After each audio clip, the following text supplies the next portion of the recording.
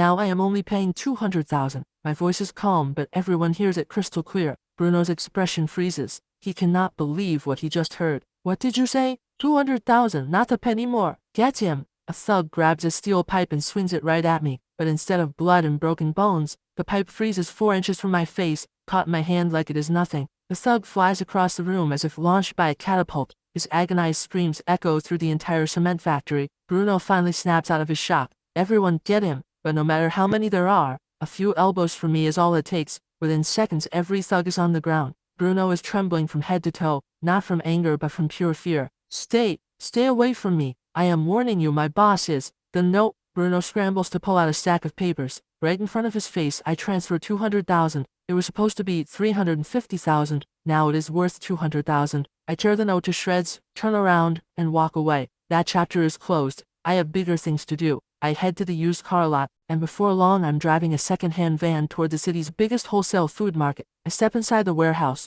Before the clerk can even open her mouth I say, I need 200 cases of instant noodles, 100 cases of sausages, 200 cases of compressed biscuits, 100 cases of canned beef, and 500 cases of bottled water. Stunned by the volume, the staff still gets it ready fast. Why would they question it? The one paying is the one in charge. It takes me the entire day to move everything out. The dimensional shift has 2 hours left. Yesterday was my first trade. Most of the gold was scavenged on the spot from the ruins. To maximize profit, I need volume. I need to partner with the outposts and let them collect the gold. Feeling the power inside me fills me with a strange detachment from my old life. In the remaining 2 hours I decide to have one good meal and say goodbye to who I used to be. So I drive to the most upscale restaurant in the city. Compared to the luxury cars out front, my van sticks out like a sore thumb. Even the doorman assumes I am here to mooch a parking spot. Sir, this place is. I just pull out a gold nugget the size of a bean and hand it to him. Park it right, park it wrong and I will break your legs. The heavy weight of that nugget in his hand makes the doorman freeze on the spot. I do not look at him again and walk straight into the restaurant.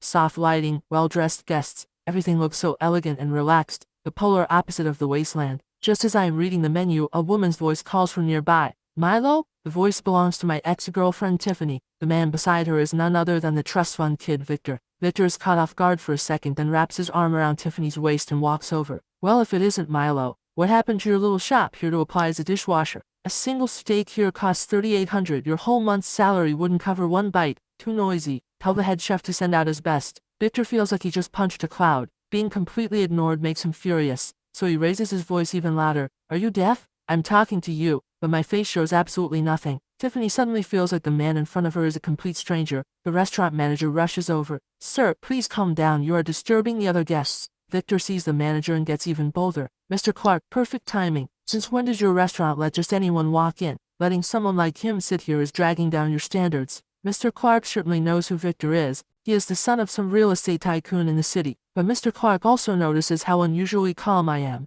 So he replies, firm but polite, Mr. Victor, our restaurant treats every guest equally. Do you have a private room? Mr. Clark immediately bows a full 90 degrees. Mr. Milo, my sincerest apologies. We failed to serve you properly and it affected your dining experience. He immediately sends a server to escort me to a private room. From start to finish, I do not give Victor so much as a glance. Victor tries to say something else, but Mr. Clark cuts him off. Mr. Victor, please stop causing a disturbance immediately, otherwise I will have no choice but to have security escort you and this young lady out. Inside the private room, course after course of exquisite food arrived at my table. There was a time when I could not even afford to walk in the door. Now, having tasted it all, I realize it is nothing special. After the meal I head back to the shop. The next shift is 150 seconds away. The moment the timer hits 0, the noise of the city vanishes, replaced by the dead silence of the wasteland. The 12-hour cooldown has dropped to 11. I suspect that as the number of shifts increases, eventually I will be able to travel back and forth without limits. I sense many eyes watching me. The survivors from last time have already spread the word about the mysterious shop to every corner. The ones showing up now are no longer starving stragglers. They are organized scouts. After about 10 minutes, a figure approaches the shop. A man with a rifle on his back stops at my door. The name is Scorpion. I represent Bedrock Outpost and I would like to talk. Talk about what? Our outpost needs supplies. Food, water, medicine, weapons, ammo. We want it all. I do not sell weapons. Not a flicker of disappointment crosses Scorpion's face. He clearly expected that answer. He pulls a gold bar from his pocket and sets it on the counter. Consider this a deposit. We want to establish a long-term partnership. We are hoping for a discount. My prices are the same for everyone. Just then, faint movement ripples through the shadows behind him. Scorpion raises his hand in a calming gesture. We are very sincere. I say nothing. I reach toward the canned meat on the shelf and clench the air. The cans float slowly onto the counter. Scorpion's pupils contract sharply. Telekinesis. Before coming here, Scorpion assumed my only advantage was the shop's unbreakable absolute defense. He never imagined I am a powerful awakened myself. 1 case of canned goods, 1 gold bar. We need an exact number. We need to know how much stock you actually have.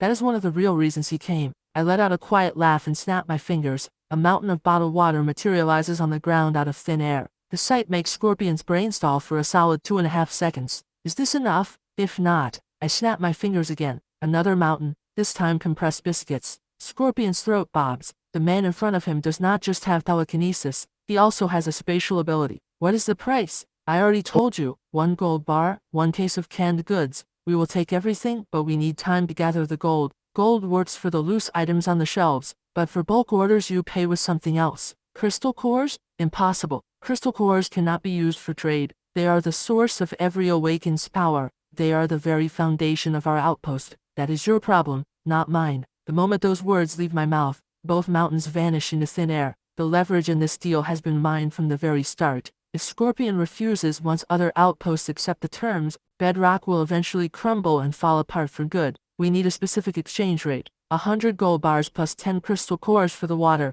As for the biscuits, double the price. Scorpion's fists clench so hard at his sides they turn white. This is not just highway robbery. This is a holdup. Scorpion forces himself to breathe and calm down. I need to report back to our leader. That gold bar is your fee for asking directions. I nod, pocket the bar. Scorpion says nothing and retreats slowly into the darkness. I go back behind the counter and wipe down the already spotless surface unhurried. 10 minutes later, 3 figures step forward. A middle-aged man wearing glasses flanked by 2 soldiers. Hello, shop owner. My surname is Keen. Everyone calls me Professor Keen. I am from Lighthouse Shelter. I say nothing and simply watch him. From an economic standpoint, your current model is unsustainable. Once the outposts lose too many crystal cores, they will inevitably collapse. And then who will you sell to? Then whatever is left becomes even more valuable. The smile on Professor Keen's face freezes solid. I do not care about the system or the future. The only thing that matters is that I set the prices. Right then, Nightingale steps out of the darkness. A crystal core drops onto my counter. Without a word, I pull out a self-eating rice meal, a can of beef, and 2 bottles of water. Nightingale takes the goods,